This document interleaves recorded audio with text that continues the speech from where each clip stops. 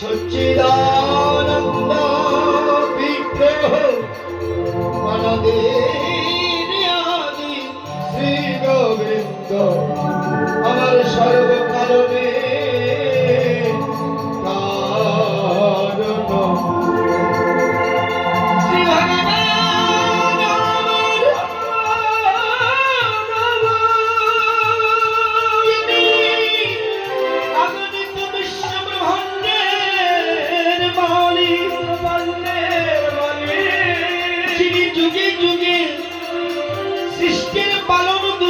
দমনের হেতু যিনি ভগবান তার মায়া বপু ধারণ করিয়া এই ধরা ধামের মাঝে আবির্ভূত হয়েছেন। এবার সত্য ত্রেতা দাপর পরিশেষে কলিযুগ হেন কলিযুগে কলিহত কেন অন্ধ কামন্ধ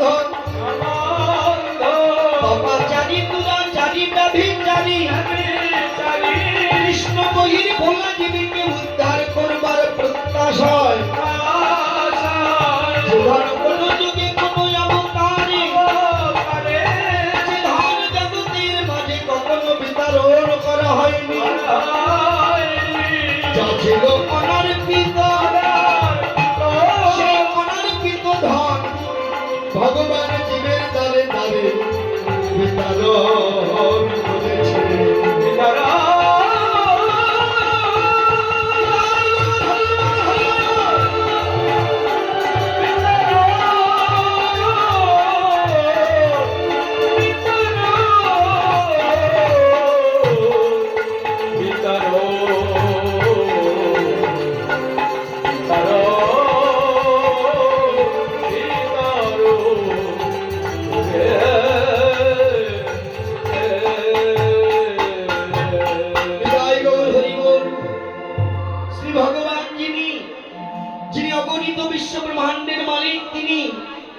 যিনি অনন্ত কাল অনন্ত নাগের উপর যিনি অনন্ত নিদ্রায় চিরনিদ্রিত সেহেন বিরিঞ্চি বাঞ্ছিত ধন সেই দেবের আরাধ্য দেবতা সেই পতিত পাবন সেই ভুবন মঙ্গল সেই করুণাময় শ্রী ভগবান এবার কলি জীবের প্রতি করুণা করে কলিহত জ্ঞানন্ধ কামন্ধ পাপাচারী দুরাচারী ব্যভিচারী কৃষ্ণ বহির ভোলা জীবকে উদ্ধার করবার প্রত্যাশায় এবার হরি নামের ডালা মাথায় করে হরি নামামৃত সুদারণ বাদনে ধরে শচী গর্ভ সিন্ধু ভেদ করে এবার তিনি অবতীর্ণ হলেন সোনার নদিয়ায়।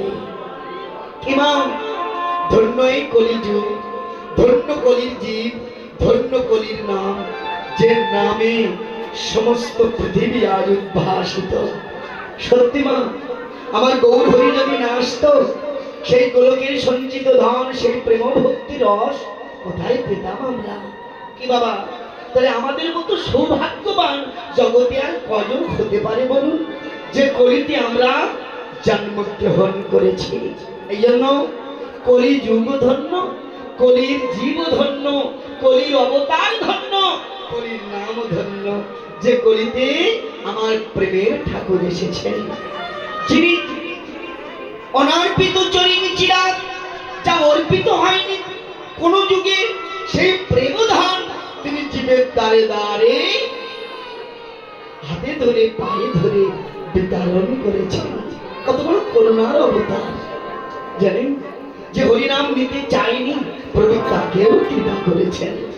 দেখেছেন জানো মা, ভগবান রাস্তা দিয়ে যাচ্ছেন হরিনাম করতে করতে, জানেন যখন তিনি পুরী ধামে গিয়েছিলেন, আপনারা দেখবেন শাস্ত্রগুলো, যখন তিনি পুরী ধামে গিয়েছিলেন তখন ভগবান মনে মনে চিন্তা করেছিলেন আমি জগন্নাথ দেবের রথযাত্রা পরে দেখব, কিন্তু আগে আমার ভক্তিটা সঞ্চয় করা দরকার।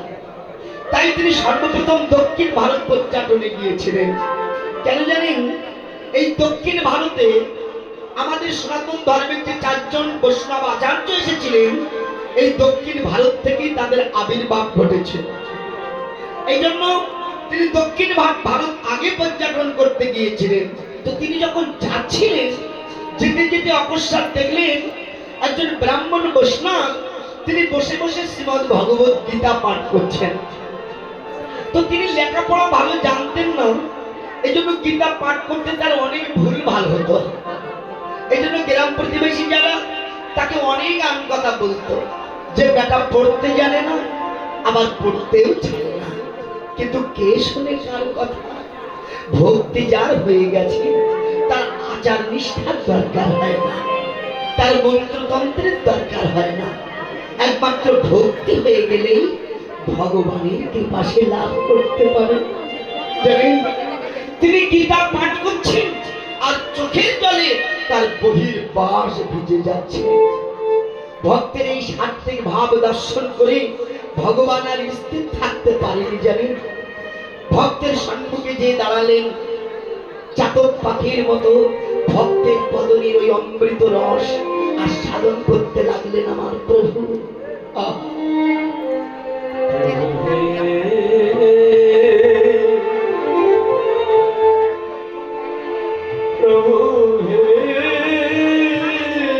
ভক্তের সেই প্রেম ভক্তি রস তিনি আস্বাদন করতে লাগলেন। আস্বাদন করতে করতে যখন ভক্ত ভাগবতকে বিশ্রামে দিয়েছেন, ওই সময় প্রভু বললেন, বাবাজি কে? দেখলেন আর কেউ নয়, সেই আজন লম্বিত ভুজ, যার বদন দেখলে মদনের দর্প চূর্ণ হয়, আমার সেই করুণাময় শ্রী ভগবান সামনে দাঁড়িয়ে আছে। ভগবানের চরণে আছাড় খেয়ে পড়েছিলেন। দয়াময়, এতদিন পরে দাসের কথা কি তোমার মনে হয়েছে না? এতদিন পরে বুঝি আমার কথা তোমার মনে হলো?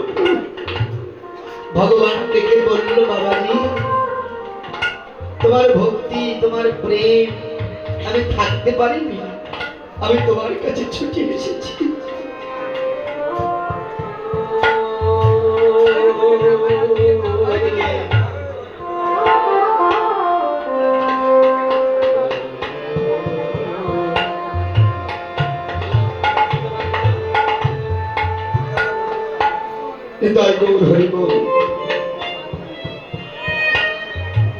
কেউ গীতা দিয়ে পায়ে হাত দেবেন না, তো অপরাধ হবে। রাধে রাধে। কথাগুলো একটু মন দিয়ে শুনবেন, কেউ কথা বলবেন না। রাধে রাধে। মায়েরা, কথাগুলো খুব মন দিয়ে শুনুন।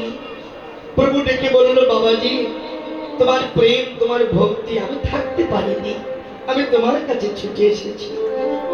প্রভু বলল, বাবাজি এই যে তুমি হরি নাম করছো আর চোখের জলে ভাসছো, আচ্ছা বলতে পারো তুমি গীতার কোন তত্ত্ব বুঝি এমন করে কাঁদো?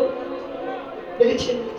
বাবাজি ডেকে বলল, প্রভু আমি জানি আমি মূর্খ, আমি লেখাপড়া জানি না, আমি গীতা ভালো পড়তে জানি না, কিন্তু জানো প্রভু, আমি যখন শ্রীমদ্ ভগবত গীতা পড়ি যেন আমি দেখতে পাই আমার স্বয়ং ভগবান শ্রীকৃষ্ণ যেন শুধু অর্জুনের রথের সারথি হয়ে নয়, তিনি যেন আমার দেহ রথের সারথি হয়ে,